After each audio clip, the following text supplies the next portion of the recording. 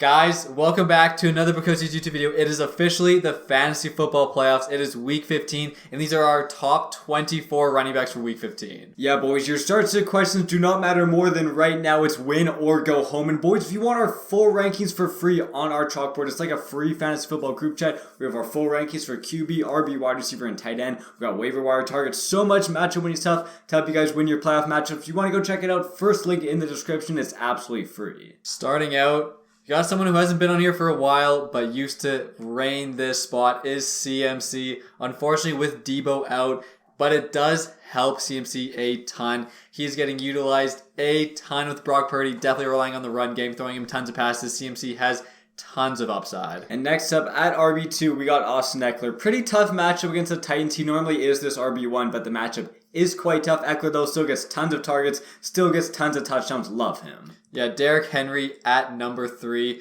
He plays the Chargers in that game, 2 elite running backs going back and forth. And yeah, Chargers are pretty bad against running backs. Derrick Henry has tons of upside. And dropping down a tier, our first player in this RB1 tier is Josh Jacobs. Been super elite all season, but draws a pretty tough matchup against the Patriots. Patriots are top 5 against RBs. Josh Jacobs, we still expect a good game. He's still an elite RB, but just has a super bad matchup. Next up, another player with an awful matchup is Saquon Barkley. He has been pretty disappointing recently. He has been bottled up, not tons of rushing yards, but this game is so important for both Washington and New York. It's essentially a playoff game.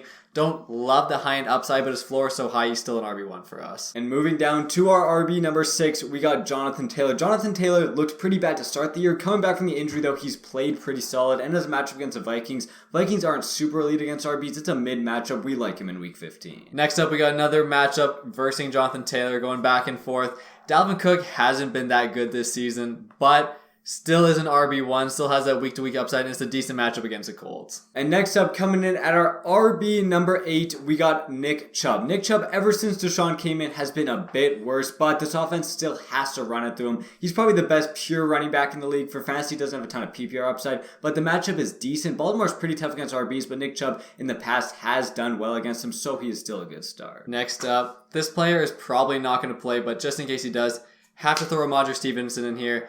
Before last week's injury game, he has been amazing, playing tons of snap. Basically, the Patriots' pure bell cow, getting forced targets. And again, he's probably not going to play, but just had to throw him in just in case. And right up next, we got Miles Sanders. Miles Sanders exploded last game, over 25 fantasy points, and he has another super amazing matchup against Chicago. Chicago's a quite bad team, quite bad against RBs. Expect the Eagles to go up in this game. Lots of rushing. Miles Sanders should score, should get a lot of rushing attempts. Love his upside. Another bell cow back, we got James Conner. It is so unfortunate with Kyler Murray going down, but James Conner still has amazing week-to-week upside. He is getting tons of targets, tons of usage, and again, he is basically the pure bell cow for the Cardinals. It's a super tough matchup against the Broncos, but otherwise, love the upside. And our last player of this tier, our last RB1 is Aaron Jones. Aaron Jones has had some PPR upside, but AJ Dillon does take a bit from him. The matchup is pretty tough against the Rams. The Rams are quite good against RBs. Aaron Jones, though, has a pretty safe floor. Next up, a player with an absolutely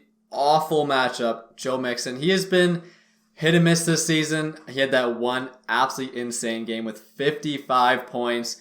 But yeah, just hate the matchup. Buccaneers have always been so good against running backs. He has a decent floor, just not a great ceiling. And then next up at RB14, we have Alvin Kamara. He's been quite bad recently, but could have a bounce back week. Has a really great matchup against the Falcons. Expect some more targets coming his way. Hopefully he gets in the end zone in week 15. We're going to group these next 2 players together. We got Tony Pollard and Ezekiel Elliott. We have Tony Pollard higher just because he's been better. Zeke is the goal line back, so he has that higher touchdown upside inside the red zone. But otherwise, Tony Pollard has been getting a ton of PPR work, receiving touchdowns. So Pollard just a slightly bit higher, but have them both the same against the Jaguars. And our next player, dropping a tier, we got Kenneth Walker. Hopefully he can suit up in week 15, but has a super tough matchup. San Fran is currently number 1 against RBs. Don't expect too much from Kenneth Walker. And another player who has been super disappointing lately is Travis Etienne. He has completely fallen off a cliff these last few weeks. It's a tough matchup against Dallas. Hopefully he can start getting more targets, more PPR work.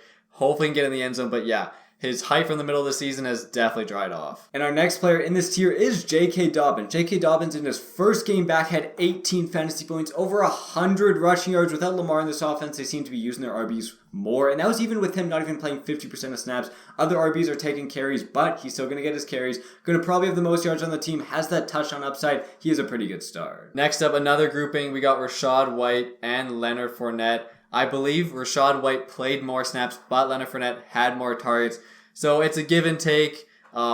Basically every single week, their targets are pretty similar, their snap shares are pretty similar, but it is a tough matchup against Cincinnati. And next up at RB22, we got Najee Harris. Najee, with Jalen Warren out a couple weeks ago, looked like that clear bell cow, but it has gone back to him playing around 60% of snaps. Jalen Warren's going to play third downs. Benny Snell's going to take some carries. Again, it's a decent matchup against Carolina, but he's not that workhorse back. Has way less upside than he had a couple weeks ago. Next up, we got Isaiah Pacheco in an amazing matchup. Yes, last week it was McKinnon's show. He was the RB1 overall. He was amazing, but this week against the Texans, we expect Pacheco to take over again, just because it was mainly receiving role last week. This week, Texans are just horrible against running backs who actually run, and that is Pacheco's game, so we like Pacheco a ton in week 15. And our last player of the video, our RB24 is Dameon Pierce. He did go down with an injury. Hopefully he can come back, but if he does play, I still don't expect too much. He did still have a decent game last week against Dallas, which was surprising, over 11 fantasy points, but that was because they somehow were able to stick into the game. I don't think that'll happen against KC. KC is 14 points favorites.